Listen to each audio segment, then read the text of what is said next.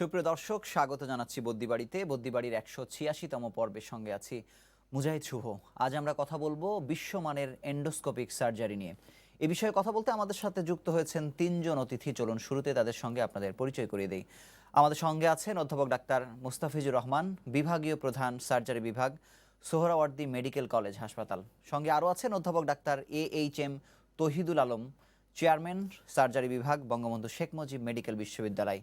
এবং আরও যুক্ত আছেন ডাক্তার শেতাবুর রহমান, বিভাগীয় প্রধান, সার্জিক্যাল অনকোলজি, জাতীয় ক্যান্সার গবেষণা ইনস্টিটিউট ও হাসপাতাল। আপনাদের তিনজনকে আমাদের সঙ্গে যুক্ত হওয়ার জন্য আন্তরিকভাবে অভিনন্দন জানাচ্ছি। আমরা করোনার এই পুরো সময়টাতে কোভিডের নানা ইস্যু নিয়ে কথা বলছি। নিউ নর্মাল এই সময়ে আমরা স্বাভাবিক বিষয়ে আবারও কথা বলা শুরু করেছি। আমি প্রথমেই ডাক্তার মুস্তাফিজুর রহমানের কাছে জানতে চাইবো যে এন্ডোস্কোপিক সার্জারি আসলে কি। আমরা সার্জারি নিয়ে বলা যায় প্রথমবারই এরকম একটি আয়োজন করেছি। আপনার কাছে খুব সহজভাবে জানতে চাই যে এন্ডোস্কোপিক সার্জারি বলতে আমরা আসলে কি বুঝি। ধন্যবাদ শুভ। আসসালামু আলাইকুম। ওয়ালাইকুম আপনার আসসালাম। মাধ্যমে আমি সময় টিভির সমস্ত দর্শক শ্রোতাকে অভিনন্দন জানাচ্ছি এবং স্বাগত জানাচ্ছি এই সুন্দর একটা প্রোগ্রামের জন্য। আমার জানা মতে এই সময় টিভি এরকম একটা programme surgical field of endoscopic surgery এই ধরনের একটা প্রোগ্রাম আয়োজন করলেন। তো আমি আপনার প্রশ্নের যেটা বলতে চাই, খুবই একদম শুরুর বিষয় যে এন্ডোস্কোপি এবং এন্ডোস্কোপিক সার্জারি বলতে আসলে কি বুঝি। আসলে এন্ডোস্কোপি হলো একটা পদ্ধতি, যে পদ্ধতির মাধ্যমে আমরা অথবা যে কোনো ডক্টর কোনো এক জনের শরীরে কোনো অংশের পুরাপুরি দেখতে পারে, অথবা কোনো রোগ নির্ণয় করতে পারে, অথবা চিকিৎসা দিতে পারে। এই পদ্ধতিটির নাম হলো এন্ডোস্কোপি। যেমন আমরা অনেকদিন আগে থেকে ল্যাপারোস্কোপি শুনে আসছি। ল্যাপারোস্কোপি আমাদের দেশে এবং সারা বিশ্বে ল্যাপারোস্কোপি এখন মানুষের কাছে খুবই একটা পরিচিত বিষয় হয়ে দাঁড়িয়েছে, কিন্তু এন্ডোস্কোপি এত পরিচিত হয় নাই। যদিও সারা বিশ্বে ল্যাপারোস্কোপির আগেও এন্ডোস্কোপি শুরু হয়েছে, এবং ল্যাপারোস্কোপি একটা এন্ডোস্কোপিক পদ্ধতি, যে পদ্ধতির মাধ্যমে আমার পেটের ভিতরে দেখতে পারি, অপারেশন করতে পারি। এখন কোশ্চেন, যেটা আপনার প্রশ্ন হলো এন্ডোস্কোপিক সার্জারি বলতে কি বুঝি। জি। আসলে যখন শুরু হয় এন্ডোস্কোপি, তখন শুধু এন্ডোস্কোপি দিয়ে বিশেষ করে আমাদের খাদ্যনালী, আমাদের শ্বাসনালী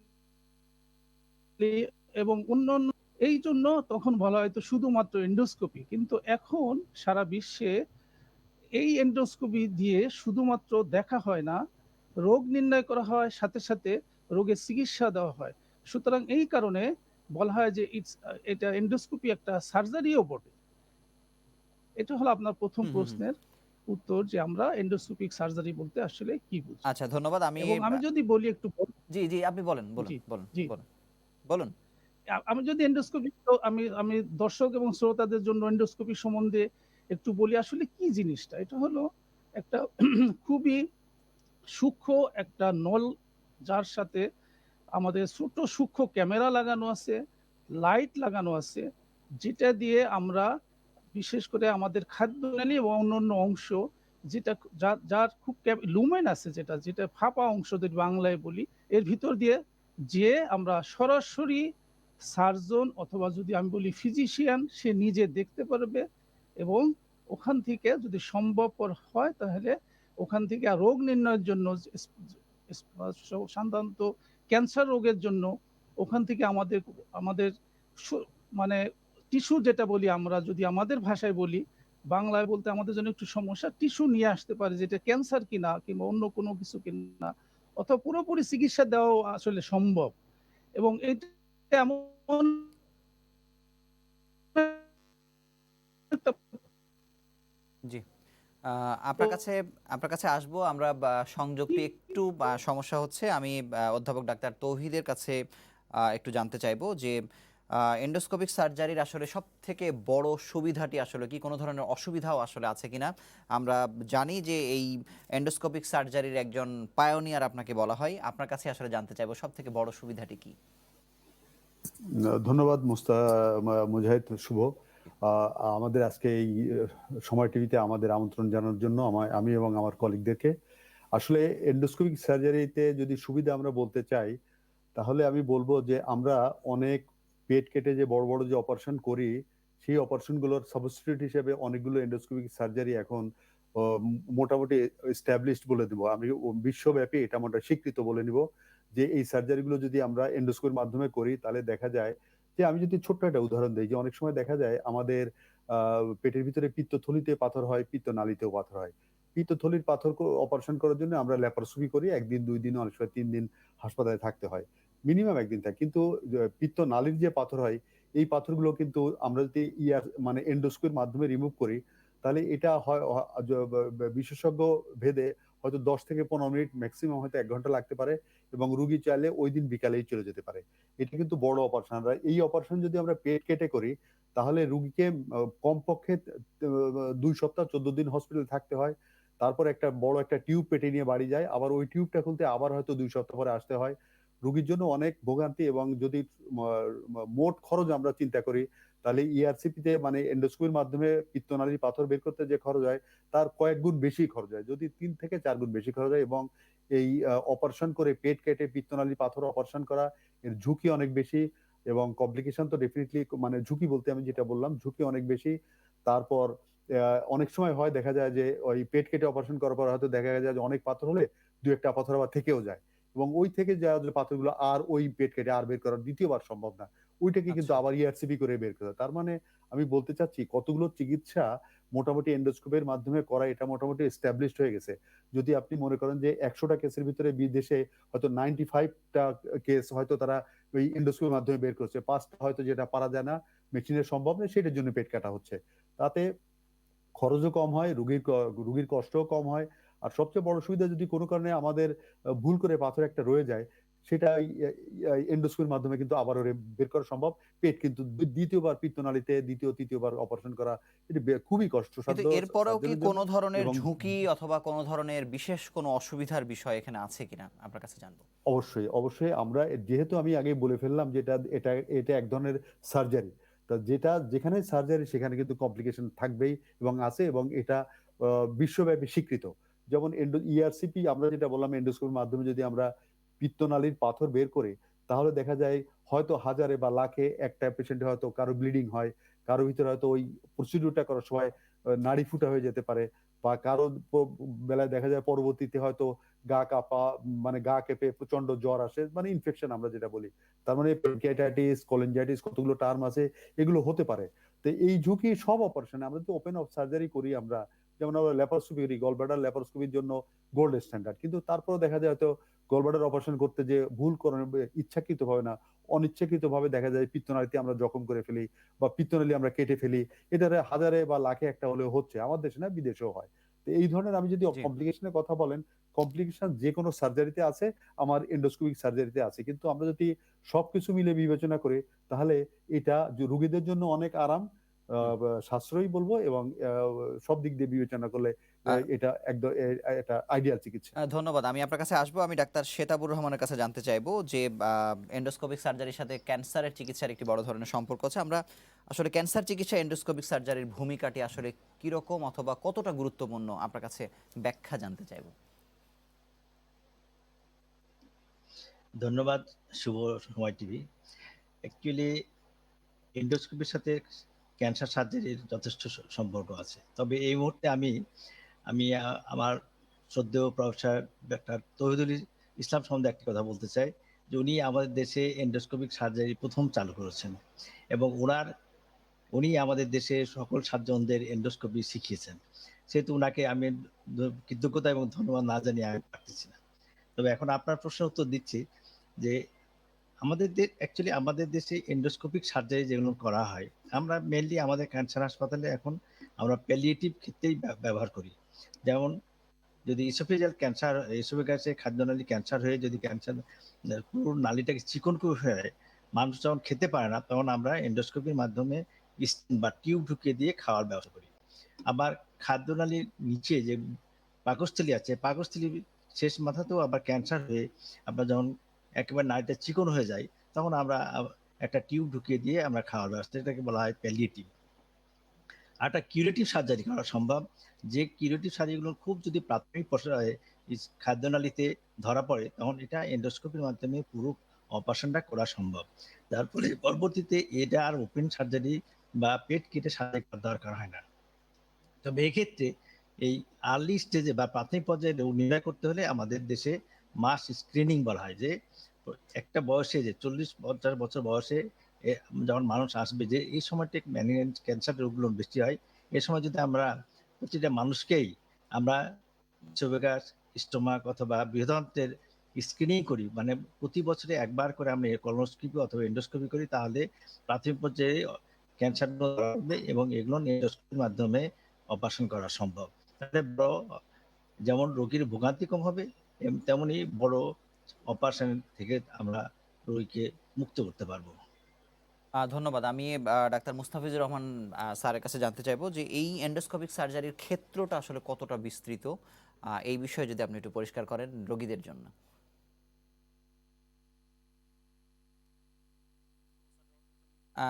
অডিওটা মিউট করা আছে স্যার, আপনি একটু আনমিউট করে কথা বলবেন। জি শোনা যায়? জি। হ্যাঁ, আসলে এটা ব্যাপক, আপনার প্রশ্নের জবাবে এটা বলবো, এটা ব্যাপক সারা বিশ্বে এন্ডোস্কোপিক সার্জারি। আমরা যদি মনে করি যে সমস্ত সার্জারির ফিল্ডে এই এন্ডোস্কোপিক সার্জারি করা সম্ভব। যেমন আমি যদি বলি যে ব্রঙ্কোস্কোপি, মানে আমাদের শ্বাসনালীর কোনো ক্যান্সার নির্ণয়ের জন্য, শ্বাসনালীর কোনো সমস্যা নির্ণয়ের জন্য, এমনকি আমি যদি বলি আমাদের জয়েন্টের কোনো কাজের জন্য করা হয়, জয়েন্টের কোনো স্পোর্টস মেডিসিন এটা খুবই কাজ করে, যে মানে সামান্য কেটে আমাদের জয়েন্টে যে সমস্ত সমস্যাগুলো হয়, অনেক সময় লিগামেন্ট ছিঁড়ে যায়, এগুলো কারেকশন করা সম্ভব, যেটাকে আমরা আর্থ্রোস্কোপি বলি। আর্থ্রোস্কোপি আমরা যদি বলি, এটাও এক ধরনের এন্ডোস্কোপিক প্রসিডিউর। এবং আমি মনে করি যে সারা বিশ্বে এন্ডোস্কোপিক সার্জারির এই অনেক ব্যাপক আকারে এটা মানে এখন বিদ্যমান। অনেক কিছুই করা সম্ভব, যেটা আমরা হয়তো সরাসরি আমরা যেতে পারবো না। যেমন ধরেন আমি একটা বলি যে আমাদের বক্ষব্যাধি, যেটা আমাদের চেস্ট ক্যাভিটি, সেখানে আমাদের কিন্তু কেটে যেতে অনেক সমস্যা, অনেক ধরনের মানে স্ট্রাকচার কেটে তারপরে আমাদের ওখানে যেতে হবে। কিন্তু আমরা ব্রঙ্কোস্কোপিক প্রসিডিউর অথবা থোরাকোস্কোপিক প্রসিডিউরে আমরা কিন্তু সামান্য কেটে আমরা ওখানে আমরা আমাদের অপারেশন করে চলে আসতে পারবো। সুতরাং এটা এখন আসলে সারা বিশ্বে ব্যাপক মানে সম্ভাবনা রয়ে গেছে এই এন্ডোস্কোপিক সার্জারি। ধন্যবাদ। আমি ডাক্তার তহিদুল আলমের কাছে জানতে চাইবো যে বর্তমান বাস্তবতাটা আসলে বাংলাদেশের কি রকম, যে এটি কেমন ব্যবহার হচ্ছে। আপনি একটু অডিওটি আনমিউট করে কাইন্ডলি কথা বলবেন। ধন্যবাদ। আচ্ছা, বাস্তবতা যদি আমরা বলি বাংলাদেশের কনটেক্সটে, আমরা বলবো আমরা একটু পিছিয়ে আছি। পিছিয়ে আছি ইন এ সেন্স যে আমরা যদি পার্শ্ববর্তী দেশে যাই, পার্শ্ববর্তী দেশে দেখতে পাবো যে ওই দেশে আমাদের হয়তো মেডিসিনের যারা গ্যাস্ট্রোন্টোলজিস্ট আছেন, হেপাটোলজিস্ট আছেন এবং সার্জনরা, হ্যাঁ মানে সবাই সমান তালে এই সাবজেক্টটাকে ডেভেলপ করে ফেলছেন। কিন্তু আমাদের দেশে যেটা দুর্ভাগ্যজনক কারণ হচ্ছে হলো সত্য, যে আমাদের সার্জনরা যে কোনো কারণে এটার থেকে একটু পিছিয়ে ছিলেন। আমরা প্রথম দিকে অনেক আগে হয়তো এই এন্ডোস্কোপিক সার্জারি কিন্তু সার্জনরাই শুরু করেছিল, কিন্তু সার্জনরা পরে ল্যাপারোস্কোপি বা অন্য অন্য টেকনোলজির পরে এত ঝুঁকে পড়লো বেশি যে এই এন্ডোস্কোপির পরে তাদের এত আসলে সময় দেয় না, যার জন্য আমরা একটু পিছিয়ে আছি। পিছিয়ে আছি দুটো কারণে। একটা হচ্ছে আমাদের দেশে আসলে এই ট্রেন ম্যান পাওয়ার, আমি বলবো আমি যখন শুরু করছি তার আগে একদম ছিল না। না থাকার কারণ হচ্ছে ট্রেনিং নেওয়ার কোনো ফ্যাসিলিটিস আমাদের দেশে ছিল না। ছিল না এই কারণে যে আমি সার্জন, আমি যখন একটা ট্রেনিং নিতে হয় আমাকে একজন গ্যাস্ট্রোন্টোলজিস্ট বা অন্য একজন সাব স্পেশালিটি কাটে যেতে হবে। ডেফিনেটলি সে হয়তো আমাকে শেখানোর জন্য একটু রিল্যাক্টেন্ট থাকবে, এটাই ন্যাচারাল, এটাই হয় সব দেশে সব জায়গায়, এটাই হয়। যার জন্য আমাকে অনেক কষ্ট করতে হয়েছে। আমি শেষ পর্যন্ত না পেরে আমি মাদ্রাজে যে ওখানে 4 মাস থেকে তারপরে ট্রেনিংটা নিয়ে আসছি, এবং পরবর্তীতে আমি হয়তো প্রতি বছরই একবার দুইবার ইন্ডিয়া যাই আর কি, বিভিন্ন কনফারেন্স অ্যাটেন্ড করি, বিভিন্ন ওয়ার্কশপ বা ছোট ছোট ইনস্টিটিউট গুলো আমি ট্রেনিং, আমি এই বয়সে আমি ট্রেনিং এর জন্য বিভিন্ন জায়গায় কোভিড এর আগেও আমি ঘুরে আসছি। তো যেটা বলতে চাচ্ছিলাম, সেটা মেইন ইস্যুটা হচ্ছে যে ট্রেনিং ফ্যাসিলিটিস একদম নাই আমাদের দেশে। যে শেখানোর যে কোনো প্রতিষ্ঠানিক কোনো ট্রেনিং ইনস্টিটিউট তো নাই, বা কোনো ইন্ডিভিজুয়াল লেভেলে কেউ ওইভাবে হাতে কলমে কেউ শিখায় না। এটা হচ্ছে সমস্যা, যেটা আমরা রিয়েলাইজ করার পরে আমি এখানে আসার পরে আমি 9টা ব্যাচে আমাদের সার্জন সব পোস্ট গ্রাজুয়েট করা, কিন্তু এফসিপিএস এমএস করা, এদেরকে সারা বাংলাদেশে ডেকে প্রতি ব্যাচে 10 জন 15 জন ইভেন 20 জনও ছিল কোন ব্যাচে। আমি হ্যান্ডস অন ট্রেনিং মানে হাতে কলমে শিক্ষা দিয়েছি। হাতে কলমে শিক্ষা দিয়েছে কিভাবে বেসিক এন্ডোস্কোপির পরে। এবং এর ভিতরে যদিও সবাই এটা পদ্ধতিটা মানে অ্যাডাপ্ট করে নেই, কিন্তু আমি বলবো 50% অন্তত 50 জন সার্জন বাংলাদেশের কর্নারে বিভিন্ন জায়গায় তারা কিন্তু এন্ডোস্কোপি এখন করে যাচ্ছে এই ট্রেনিংটা নেওয়ার পরে। এবং এর ভিতরে আবার হয়তো কিছু সংখ্যক মানে সার্জারি এন্ডোস্কোপিক সার্জারি করছে। তার মানে 3টে ধাপ। প্রথম হচ্ছে ট্রেনিং যারা নেয় তার ড্রপ আউট হচ্ছে 50%, এবং যারা ট্রেনিং করে গেছে তার ভিতরে আবার হয়তো 10 to 5% হয়তো এন্ডোস্কোপিক সার্জারিটা করছে। বাকিরা কিন্তু হয়তো ডায়াগনস্টিক কাজটা মানে রোগটা নির্ণয় করছে কিন্তু সার্জারি করছে না। তার সমস্যাটা হচ্ছে বা আমাদের ঢাকার বাইরে যে প্রতিষ্ঠানগুলো আছে ওই সমস্ত জায়গায় যন্ত্রপাতি আছে, কিন্তু যন্ত্রপাতির সাথে যে অ্যাক্সেসরিজ লাগে বা আনুষঙ্গিক যে যন্ত্রকালে হয়তো এন্ডোস্কোপি আছে, এন্ডোস্কোপির সাথে একটা সিআরএম লাগবে, অন্য যন্ত্র, এগুলো হয়তো সব প্রতিষ্ঠানে নাই।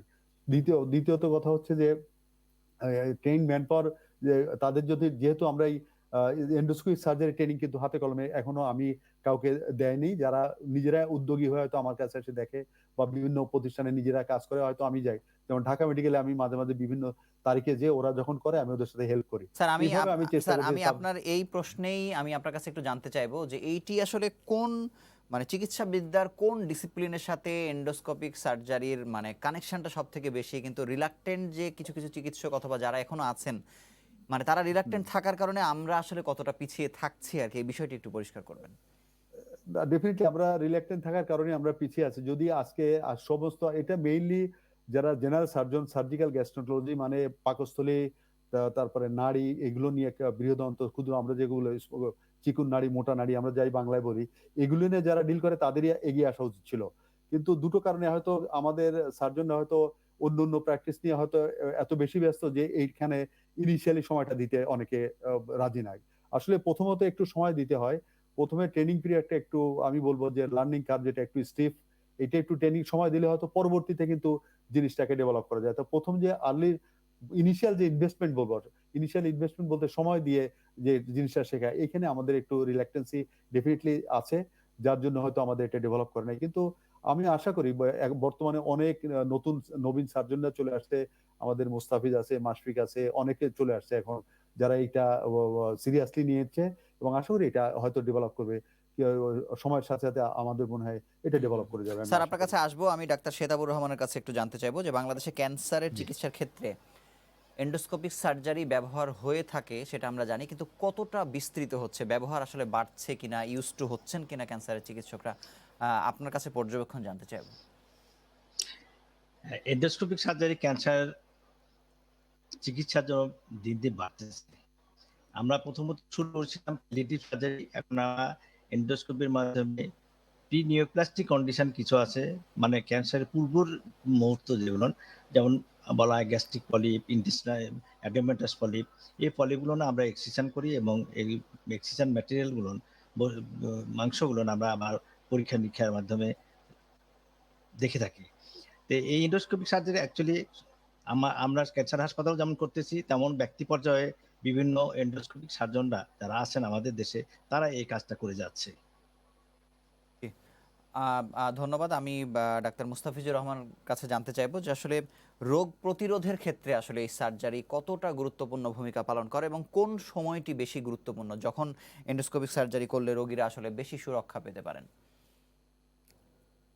খুবই প্রাসঙ্গিক এই আপনার প্রশ্নটা, যে আমরা রোগ প্রতিরোধের ক্ষেত্রে আসলে একটা, আমরা যদি বলি স্ক্রিনিং যে পদ্ধতিটা, অনেক দেশেই কিছু কিছু রোগের ক্ষেত্রে এক একটা বয়সের পরে যাদের কোনো সমস্যা নাই তাদেরও নির্দিষ্ট আকারে দেখা হয়। যেমন ধরেন আমি যদি বলি যে কোলোনোস্কোপি, যেটা মলদ্বারের মাধ্যমে দিয়ে আমরা এন্ডোস্কোপি করা হয়, একটা নির্দিষ্ট বয়সের পরে কোনো কোনো দেশে 50 বছরের পরে একটা ম্যান্ডেটরি কোলোনোস্কোপি করতে হবে। তার মানে যদি আমরা কোলোনোস্কোপি করে যদি দেখি যে খুবই প্রাথমিক পর্যায়ে রয়ে গেছে কোনো একটা বা ক্যান্সার অথবা টিউমার, তাহলে অবশ্যই সেটাকে আমরা ওই সময় আমরা অপারেশনকে এন্ডোস্কোপিক সার্জারির মাধ্যমে অপারেশন করতে পারি, এবং তাকে যাতে রোগটা বিস্তৃতি লাভ না করে সেটাও করা সম্ভব। অবশ্যই এন্ডোস্কোপি সার্জারি এবং এন্ডোস্কোপির একটা ভূমিকা রয়ে গেছে রোগ প্রতিরোধের ক্ষেত্রে, অথবা আমরা যদি প্রিভেনশন বলি,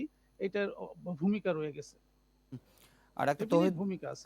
ডাক্তার তহিদুল আলম, আপনার কাছে জানবো যে আসলে এন্ডোস্কোপিক সার্জারি আগেও হতো, এখনো হচ্ছে, মানে আপগ্রেডেশনটা আসলে কি রকম? আগের থেকে এখন পদ্ধতিগত কোনো পরিবর্তন আছে কিনা? কত বেশি সুবিধা এখন রোগীরা পাচ্ছেন? ডেফিনেটলি পদ্ধতিগত পরিবর্তন তো মানে অকল্পনীয় বলবো, অকল্পনীয় এসেন্সে আমি বলবো যে আমাদের মেডিকেল সায়েন্সে যত ডেভেলপমেন্ট আসছে সব কিন্তু টেকনোলজিক্যালি তো আমরা জানি যে একটা অপারেশন কতভাবে করা যায়, কিন্তু ইনস্ট্রুমেন্টাল যে মানে যন্ত্রপাতির যে নতুন নতুন সংযোজন বা সংস্কার যেটা হচ্ছে, এটা কিন্তু অনেক দূর চলে গেছে। যেমন আমি একটা উদাহরণ দিলে বুঝতে পারবেন যে আমাদের এন্ডোস্কোপি তো আমরা ট্রেডিশনালি পেটের ভিতর যাই, আমরা দেখি যে পাকস্থলীতে কোনো টিউমার আছে কিনা বা কোনো কিছু আছে কিনা, কিন্তু এখন পাকস্থলীর বাইরেও কিছু আছে কিনা, পাকস্থলী যেটার ভিতরে দেখা যাচ্ছে তাই পাকস্থলীর ওয়ালের বাইরে কোনো টিউমার আছে কিনা বা এটা কি অবস্থা আছে, এটা ক্যান্সার কিনা, এইটা দেখার জন্য বা পাকস্থলীর ক্যান্সারটা বাইরে ছড়িয়ে গেল কিনা, এইটা দেখার জন্য এখন এন্ডোস্কোপি হেল্প নিচ্ছে। সেটাকে বলা হচ্ছে এন্ডোস্কোপিক আল্ট্রাসাউন্ড। মানে আমরা আল্ট্রাসোনোগ্রাফি করে পেটের বাইরে থেকে আমরা যেমন ভিতরে টিউমারটা দেখতে পারি, এখন এন্ডোস্কোপির যে ফাইবারটা তার টিপে তার মাথায় একটা আল্ট্রাসোনোগ্রাফি ডিভাইস বসায় দেওয়া হচ্ছে এবং এইটা দিয়ে আমি পেটের ভিতরে দিয়ে আমি কিন্তু স্ক্যান করতে পারি এবং এটা খুবই খুবই সেন্সিটিভ একটা ইনস্ট্রুমেন্ট এবং আমরা পেটের বাইরে থেকে যে স্ক্যানার ইউজ করি তার থেকে অনেক সফিস্টিকেটেড এই মেশিনগুলো এবং এটা দিয়ে আমরা পাকস্থলীর ভিতরে আমি দেখলাম হয়তো কোনো টিউমার নাই, কিন্তু এন্ডোস্কোপিক আল্ট্রাসাউন্ড দিয়ে কিন্তু আমরা বলে দিব যে স্টোমাকের লেয়ারের বাইরে একটা টিউমার আছে এবং এটা সাইজ এত, এটা এত বড়, এটা ক্যান্সার কিনা এবং এটা লিম্ফ নোড মানে লিম্ফ নোডের মানে পেটের ভিতরে গোটাগুলো ছড়িয়ে গেছে কিনা। তার মানে আমি বলতে চাচ্ছি এন্ডোস্কোপি এখন কিন্তু বিয়ন্ড লুমেন চলে গেছে, লুমেনের বাইরে চলে গেছে। তবে যেটা আমি বলতে চাচ্ছি যে টেকনিক্যাল ইনোভেশন বা যন্ত্রপাতির এত সংস্কার হচ্ছে যে এন্ডোস্কোপি দিয়ে এখন আপনি ওই শুধু লুমেনের ভিতর না, লুমেনের বাইরের কিছু কাজ করা যাচ্ছে এবং আর অন্য ভাবে যে আমরা যে ট্রেডিশনাল সার্জারি গুলো এন্ডোস্কোপির মাধ্যমে করতাম, এই সার্জারি করতে গেলে যে যন্ত্রপাতি এক্সেসরিজ লাগে সেগুলোরও অনেক মডিফিকেশন এসে গেছে এবং অনেক ভালো ভালো যন্ত্রপাতি আবিষ্কার হয়ে গেছে। যেমন একটা উদাহরণ যদি আমি দিই, এন্ডোস্কোপির মাধ্যমে আমরা পিত্তনালীর যে পাথর, আমি একটা উদাহরণই থাকি তাহলে বুঝতে সুবিধা হবে যে অনেক সময় দেখা যায় পিত্তনালী পাথর অনেক বড় হলে আগে আমরা বের করতাম না, আমরা পেট কেটে বের করতাম, কিন্তু এখন দেখা গেছে এই পাথর এন্ডোস্কোপির মাধ্যমে আবার ভাঙার ব্যবস্থা করা হয়েছে। মানে যত বড় পাথর হোক না কেন, লিথোট্রিপসি বলি আমরা, এন্ডোস্কোপির মাধ্যমে যে ওই পাথর ভেঙে আমরা গুঁড়া করে ফেলি, গুঁড়া করে তখন আগে যে সাকসেস রেট 90% ছিল, এখন হয়তো সাকসেস রেট 100% চলে আসছে। আমরা ওই এন্ডোস্কোপির মাধ্যমে লেজার এনার্জি বা অন্যান্য হাইড্রোলিক এনার্জি, আমরা লিথোট্রিপ্টার এনার্জি, বিভিন্ন এনার্জি ইউজ করে ওই এন্ডোস্কোপির মাধ্যমে অসম্ভবকে আমরা সম্ভব করে আবার ওই পাথর বের করে নিয়ে আসছি। তার মানে আমি বলবো টেকনোলজিক্যালি আগে যা ছিল অনেক অ্যাডভান্সমেন্টে চলে গেছে, মানে অনেক অ্যাডভান্স হয়ে গেছে এবং যেগুলো আগে অসাধ্য ছিল এখন এন্ডোস্কোপির মধ্যে সেটাও করা সম্ভব। আচ্ছা, ধন্যবাদ। ডাক্তার শেতাবুর রহমান, আপনার কাছে জানবো যে বিশেষ করে কোন কোন ক্যান্সারের ক্ষেত্রে এন্ডোস্কোপিক সার্জারি বেশি ব্যবহৃত হচ্ছে কিংবা কিভাবে ব্যবহার হচ্ছে, যদি একটু আমাদের ব্যাখ্যা দিয়ে যদি একটু বলেন। অ্যাকচুয়ালি এন্ডোস্কোপিক সার্জারির মধ্যে যে বেশি ব্যবহার হচ্ছে, আমি বললাম এর আগেও বলেছি যে খাদ্যনালীর প্রথম ভাগ যেটা আমরা ইংরেজিতে ইসোফেগাস বলি, তারপর দ্বিতীয় ভাগ পাকস্থলী, তৃতীয় ভাগে ডুওডেনাম এবং পায়ুপথের উপরে বৃহদান্ত এবং রেকটাম এবং করনের ক্ষেত্রে এন্ডোস্কোপিক সার্জারি ব্যবহার করা হচ্ছে। এন্ডোস্কোপিক সার্জারি একটা উন্নত বিশ্বে যেগুলো যে দেশে স্ক্রিনিং ব্যবস্থা মানে রোগ এর সিমটম এর আগেই যে রোগীদের একটা বয়সে, একটা নির্দিষ্ট বয়সে বা জাতি 40 থেকে 50 বছর বয়সের পরে বাধ্যতা তাদের দেশে এন্ডোস্কোপি করা হয়, করে দেখা রোগ নির্ণয় করা হয় যে তাদের শরীরে কোনো রোগ ডেভেলপ হচ্ছে কিনা। এই আর্লি স্টেজে যখন ধরা পড়ে, প্রাথমিক পর্যায়ে যখন ধরা পড়ে, তখনই এই এন্ডোস্কোপি সার্জারির মাধ্যমে পুরোপুরি রোগটা কিওর করা সম্ভব। আর আমাদের দেশে যেহেতু এন্ডোস্কোপি স্ক্রিনিং এর ব্যবস্থা নাই, যার ফলে আমাদের দেশের বেশিরভাগ রোগীগুলো প্রাথমিক পর্যায়ে আসে না। তারা রোগ যখন বেড়ে যায়, তাদের উপস্কর সৃষ্টি হয়, তখনই আমাদের দেশে আছে। এই রোগীদের এন্ডোস্কোপিক সার্জারি করা আমাদের খুব কম করা যায়। তাদের বেশিরভাগই আমরা ডায়াগনোসিস করার জন্য এন্ডোস্কোপি করে থাকি এবং আরেকটা হচ্ছে এই টিউমারগুলো বড় হতে হতে একসময় এই খাদ্যনালীগুলোকে যখন খুব বেশি চিকন করে ফেলায়, আবার তখন খাবার খেতে পারে না রোগীরা বা সার্জারি করা যায় না, অপারেশন করা যায় না। তাই সেই সব রোগীদের ক্ষেত্রে আমরা একটা স্টেন্ট বলা হয়, এন্ডোস্কোপিক স্টেন্ট দিয়ে আমরা খাদ্যনালীকে মোটা পথটা খুলে দিই। খুলে দেওয়ার পর রোগীরা তখন খেতে পারে এবং তার সঙ্গে তাদেরকে কেমোথেরাপি, রেডিওথেরাপি দেওয়া তাদের উপসর্গগুলোকে উপশম করা হয়। এই পর্যায়ে আমরা আছি এখনো। আমরা খুব বেশি তার কিউরেটিভ ক্ষেত্রে বা সম্পূর্ণ রোগ ভালো করার জন্য এন্ডোস্কোপি সার্জারি আমার দেশে এখনো অত ব্যাপক বিস্তৃতি লাভ করেনি। ক্যান্সারের ক্ষেত্রে আমি যদি জানতে চাই যে জাতীয় ক্যান্সার ইনস্টিটিউট ছাড়াও আসলে আর কোনো প্রতিষ্ঠানে আসলে এটির ব্যবহার হচ্ছে কিনা ক্যান্সার রোগের চিকিৎসার ক্ষেত্রে? এই ক্ষেত্রে আমি যেটা বলবো সেটা হচ্ছে আমার প্রফেসর তহিদুল আলম সাহেব বিএসএমইউতে বঙ্গবন্ধু মেডিকেল বিশ্ববিদ্যালয়তে এই প্রকৌশল ব্যবহার হচ্ছে। এছাড়া বাইরে কোনো প্রতিষ্ঠানে কোনো উল্লেখযোগ্যভাবে ব্যবহার হয় না। আচ্ছা, ধন্যবাদ। আমি ডাক্তার মুস্তাফিজুর রহমানের কাছে জানতে চাইবো যে আমাদের চিকিৎসা সেবার প্রসার ঘটছে বাংলাদেশে বিভিন্ন দিক থেকে, কোনো কোনো আহ, আহ, মাত্রার দিক থেকে আমরা দেখা যাচ্ছে যে অনেক বেশি এগিয়ে যাচ্ছি, কিন্তু আমরা যদি এন্ডোস্কোপিক সার্জারির কথা বলি, আমরা পার্শ্ববর্তী দেশের সাথে যদি তুলনা করি, আমরা এখনো কতটা পিছিয়ে আছি? কারণটা কি? প্রতিকারের মাধ্যমটা আসলে কি হতে পারে? আসলে আমি যদি পার্শ্ববর্তী দেশ বিশেষভাবে ইন্ডিয়ার কথা যদি চিন্তা করি, অন্যান্য যে দেশ আছে তারা খুব আমাদের থেকে এগিয়ে দেয়। তবে চিকিৎসা ব্যবস্থায় ইন্ডিয়া এগিয়ে আছে, এটা আমাদের স্বীকার করতেই হবে। তবে তারা তো এখন থেকে এগিয়ে নাই, অনেক আগে থেকে এগিয়ে আছে। তবে আমরা আমাদের দেশের যদি আমরা তুলনা করি ইন্ডিয়ার সাথে, আমাদের কিন্তু মেধার কোনো অভাব নাই। আমাদের মেধাবী ডাক্তার আছে। তো আমাদের এখন যেটা দরকার, এই এন্ডোস্কোপিক সার্জারিটাকে যদি জনপ্রিয় করতে হয়, পপুলারাইজ করতে হয়, তবে আমাদের সরকারি পর্যায়েও সরকারের থেকে আমাদের কিছু আমাদের ইয়ে করা উচিত, নীতি প্রণয়ন করা উচিত। এবং আমাদের ডাক্তারদেরও যেটা উচিত, আমাদের যেটা হবে ডেভোশন দরকার, আমাদের কিছু ডেভোটেড সার্জন এগিয়ে আসতে হবে। যেটা আমার স্যার তহিদুর রহমান স্যার বলেছেন যে আগে এটা শুধু ইয়াটা মেডিসিনের ওরা করতেন, কিন্তু আসলে দেখা গেছে এটা সার্জারি, ইটস এ সার্জারি।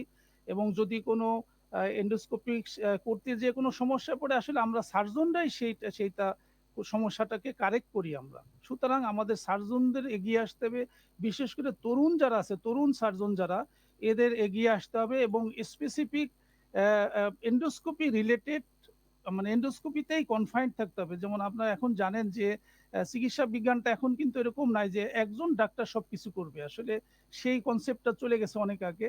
আমাদের একটা বিষয় ভিত্তিক আমাদের বিশেষজ্ঞ তৈরি করতে হবে। এরকম একটা আসলে আমাদের যারা আছে বা তরুণ ডাক্তার, তরুণ সার্জন, তাদের এগিয়ে আসতে হবে। আমাদের সরকারের থেকে আমাদের প্যাট্রোনাইজ করতে হবে। এবং এটা করলেই আসলে আমরা আমরা কোনো সমস্যা নাই। আমরা ইন্ডিয়ার এবং পার্শ্ববর্তী দেশের কথা যদি চিন্তা করি, অবশ্যই আমরা ওনাদের পর্যায়ে চলে যেতে পারবো। আরেকটা হলো আমাদের জনগণের সচেতনতা দরকার। জনগণের আমাদের চিকিৎসা ব্যবস্থার প্রতি ওনাদের বিশ্বস্ততা থাকতে হবে যে এটাই বেশি দরকার, যে বাংলাদেশের ডাক্তাররা এটা পারবে। কিছু হলে যে আমি জ্বর হলে অন্য দেশে চলে যাব, এই কনসেপ্টের থেকে আসলে বেরিয়ে আসতে হবে। অনেকে জানে না যে বাংলাদেশে এখনো হার্টের চিকিৎসা হয়, হার্টের অপারেশন হয়, অনেকে জানে না, মনে করে যে দেশের বাইরে চলে যেতে হবে। সুতরাং এই ধারণা থেকে বাংলাদেশের জনগণকে আমাদের সচেতন করতে হবে, এইটা আমাদেরই দায়িত্ব। এবং আপনারা যারা আছেন, আমাদের মিডিয়া ব্যক্তিত্ব যারা, তাদেরও দায়িত্ব রয়ে গেছে জনগণকে সচেতনতা করা, যে কিছু হলে যাতে অন্য জায়গায় না যাওয়া। আমাদের দেশেও বিশ্বমানের ডাক্তার রয়ে গেছে, বিশ্বমানের ব্যবস্থা রয়ে গেছে। সুতরাং আমরা এই জিনিসটা আপনাদের মাধ্যমে আসলে জনপ্রিয়তা করতে চাই। আচ্ছা, ধন্যবাদ। আমি ডক্টর তহিদুল আলমের কাছে জানতে চাইবো যে প্রত্যেকটি ইনস্টিটিউট কিংবা হাসপাতাল যাই বলি না কেন, একইভাবে আসলে ইকুইপ না আর কি। তো এন্ডোস্কোপিক সার্জারির ক্ষেত্রে একদম খুব ভালো পরিবেশ রয়েছে এই হাসপাতালগুলো কোনগুলো, এবং অন্যগুলোকে কিভাবে আসলে সক্ষম করা যায়?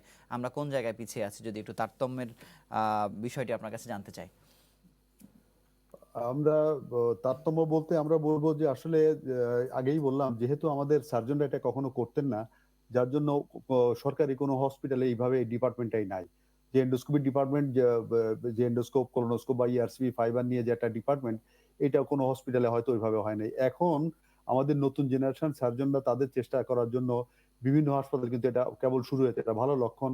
যেমন আমি বলবো, আজ থেকে 3-4 বছর আগে চিটাগাং মেডিকেল কলেজে তারা কোলোনোস্কোপ ফাইবার, এন্ডোস্কোপ ফাইবার সমস্ত কিছু তারা নিজের উদ্যোগে নিয়ে গেছে, এবং আমি চিটাগাং মেডিকেল কলেজে 2 দিন থেকে মেশিন ওপেন করে ওই কাজ শুরু করে দিয়ে আসছি। তা ঢাকা মেডিকেল কলেজে কয়েকজন উদ্যোগী ডাক্তার তারা মিলে ওইখানকার অথরিটি হেল্প করে তাদেরকে, ওইখানে কিন্তু তারা আপ টু ইআরসিপি পর্যন্ত তারা এস্টাবলিশ করে ফেলছে, সিআর নিয়ে গেছে।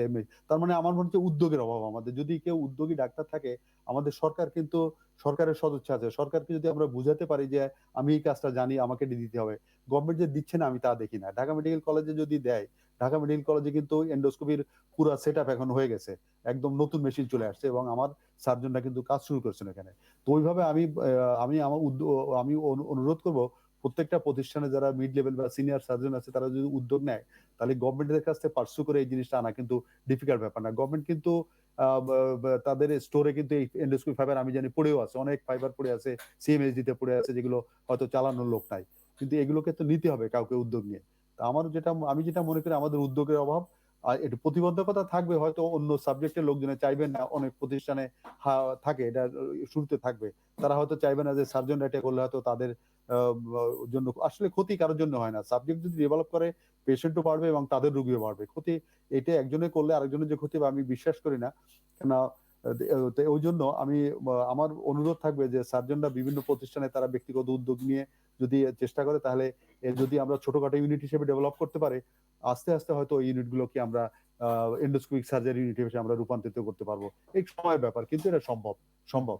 সরকার থেকে তো বলা হয় না যে আমি সার্জনদের এই যন্ত্রপাতি দিব না, সরকার তো দিতে রাজি আছেন। কিন্তু আমি যদি নিতে না পারি, চাইতে না পারি, না চাইলে আমাকে কে দিবে? স্যার, আমাদের এটাকে একটি উদ্যোগ বিষয় নিতে হবে, আসলে তাহলে স্যার হয়তো একটি আসলে বিষয় হবে। বারবারই আসছে যে আসলে অনেকে এটাকে ওয়েলকাম হয়তো করছে না। আপনাদের মানে ইন্টারনালি অথবা কখনো কখনো এই সমন্বিত উদ্যোগের ব্যাপারে বসা হয় কিনা, চেষ্টা করা হচ্ছে কিনা, মানে এটা সবার মধ্যেই যাদের যাদের প্রয়োজন আচ্ছা, তারা যেন এটিকে রিসিভ করে, এই ব্যাপারে কোনো আলোচনা আসলে হয় কিনা? এই ব্যাপারে আসলে কোনো আলোচনা হয়, এটা আমি বললাম, এটা আমাদের একটা হিউম্যান নেচার যেটা হয় যে কেউ কিছু একটা নতুন শুরু করলে আরেকজনে হয়তো এটা পছন্দ করে না, কিন্তু এটা তো আসলে বাস্তব না। এটা এটা করে কারোর জন্য লাভ হয় না, ক্ষতি হয়, আমার দেশের ক্ষতি হয়, জনগণের ক্ষতি হয়। আমি যদি একটা জিনিস ভালো পারি, তাহলে আমি অন্যদের থেকে ভালো পারলে আমি কেন করব না? আমি যদি তার থেকে বেটার রেজাল্ট দিতে পারি, বেটার সার্ভিস দিতে পারি, যে ডেফিনেটলি আমাকে সেই সুযোগ দেওয়া উচিত। এবং এই ধরনের ট্যালেন্ট আমাদের ভিতরে অনেক সার্জন আছে, যারা সুযোগ পেলে ডেফিনেটলি আমার হয়তো অনেকের থেকে ভালো করবে। তো এইটা আসলে সমন্বিত উদ্যোগের দরকার। আর আমাদের যে বিভিন্ন ডিসিপ্লিনে যারা করে সবাই মিলে বসলে আমাদের কিন্তু, আমি যদি একটা উদাহরণ দিই, ইন্ডিয়ায় কিন্তু এই রিয়েলাইজেশন অলরেডি চলে আসছে। ইন্ডিয়ায় কিন্তু একসময় একটা কনফ্লিক্ট ছিল বিভিন্ন স্পেশালিটি, যে এটা কে করবে, এন্ডোস্কোপিটা কার, এটা নিয়ে কিন্তু তাদের ভিতরে একটা মন কষাকষি বা রেষারেষি ছিল। কিন্তু এখন তারা, আমি বিভিন্ন প্রতি বছর আমার যাওয়ার সৌভাগ্য হয়, কোভিড এর জন্য হয়তো এবছর যায় নাই। একটা কনফারেন্স যদি 1000 পার্টিসিপেন্ট থাকে, আমি দেখেছি যে সেখানে 50 জন, 500 সার্জন, কোন কোন কনফারেন্স তাদের 600 সার্জন, 400 গ্যাস্ট্রোন্টোলজিস্ট। তার মানে এটা এখন surgeons are dominated by in this subject, they are dominating. তো এটা আমি বলবো যে যারা পারবে তাদের জন্য এটা ডেফিনেটলি করা উচিত, এবং সমন্বিতভাবে করলে তো ডেফিনেটলি ভালো হয়। যদি সমন্বিতভাবে নাও করা যায়, তাহলে আমরা যদি ব্যক্তিগত উদ্যোগে আমরা শুরু করলে সমন্বয় একসময় হতে বাধ্য, এটা আমি বিশ্বাস করি। আচ্ছা, কেন আমি বিশ্বাস করি এই কারণে যে আমার কাছে ট্রেনিং এর জন্য এখনো অন্য সাব স্পেশালিটির ছেলে পেলে আসে, মানে পোস্ট গ্রাজুয়েট ডাক্তাররা আমাকে ইমেল করে, বা আমার ট্রেনিং প্রোগ্রাম, আমি কিন্তু শুধু সার্জনদের ট্রেনিং দেয় না, মেডিসিন স্পেশালিস্টদেরও আমি ট্রেনিং দিই। তার মানে কি, হয়তো তাদের স্পেশালিটিতে ট্রেনিং এর ব্যবস্থা নাই, বাধ্য হয়ে তারা আমার কাছে ট্রেনিং এর জন্য আসে। তো এটা সময়ের ব্যাপার, আস্তে আস্তে হয়তো একটা সমন্বয় হবে। আচ্ছা, ধন্যবাদ। আমি ডাক্তার শেতাবুর রহমানের কাছে জানতে চাইবো, আমরা অনুষ্ঠানের একেবারে শেষের দিকে চলে আসছি, যে রাজধানীর বাইরের পরিস্থিতি একটু জানবেন। আপনি স্ক্রিনিং এর কথা যেটি বলছেন, এটি প্রত্যেকটি রোগের ক্ষেত্রে আসলে আমরা এমন এক সময় রোগটি নির্ণয় হয় যখন তাকে আসলে খুব সুরক্ষা দেওয়া আসলে সম্ভব হয় না। এন্ডোস্কোপিক সার্জারির ক্ষেত্রে যদি আমরা ক্যান্সার চিকিৎসার ক্ষেত্রে বলি, যে রাজধানীর বাইরে কোনো ধরনের পরিস্থিতি আসলে পরিবেশ ভালো হয়েছে কিনা আসলে আপনার কাছে একটু জানতে চাইবো।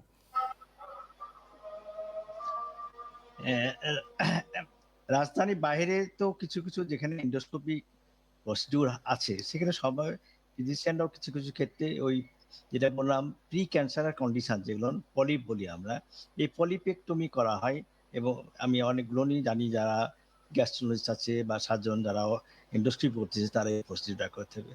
তবে বৃহৎ ক্ষেত্রে যে অ্যাকচুয়ালি ক্যান্সারের যে চিকিৎসা, যে ক্যান্সার নির্ণয়ের পরে এন্ডোস্কোপিক সার্জারি, যেহেতু আমাদের দেশের রোগীরা প্রাথমিক পর্যায়ে আসে না, যার ফলে এই এন্ডোস্কোপিক সার্জারিটা করা সম্ভব হয় না আমাদের দেশে।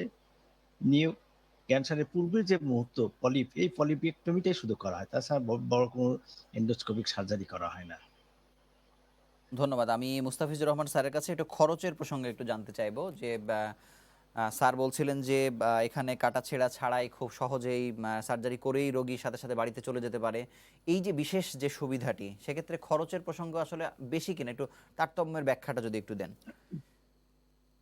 তারতম্য ব্যাখ্যাটা আসলে ইনিশিয়ালি যদি চিন্তা করি, কেউ কেউ চিন্তা করবে যে হয়তোবা এই এন্ডোস্কোপিক সার্জারিতে খরচ বেশি পড়বে, কিন্তু আলটিমেটলি যেমন যদি আমি চিন্তা করি যে একটা অপারেশন আমি কেটে করলাম, সেটাকে যদি আমি চিন্তা করি যে তার মানে টোটাল খরচ যেটা, তার ওয়ার্কিং আওয়ার যেটা, আমরা আমাদের দেশে আসলে যেটা হয় না, আমরা কিন্তু ওয়ার্কিং আওয়ারটাকে হিসাব করি না, কিন্তু বাইরে কিন্তু ওয়ার্কিং আওয়ারটাকে হিসাব করা হয় যে তার কত ঘন্টা লস হলো, তার কত ঘন্টা সে কাজে যেতে পারলো না, যেহেতু বাইরে আওয়ারলি পেমেন্ট করা হয়।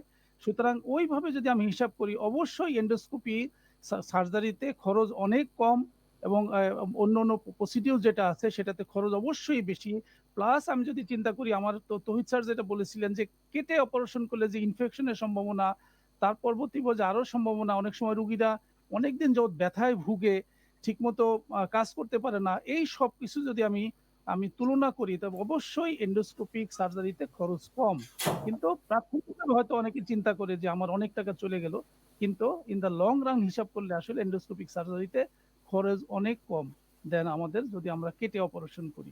কিন্তু সেটা আসলে রুগীকে বোঝাতে হবে, রুগীকে সচেতন করতে হবে, তার সার্বিক অবস্থাটা জানাতে হবে, তাহলেই রুগী এই ব্যাপারে, রুগীরা এবং রুগীর লোকজন এই জিনিসটা বুঝবে।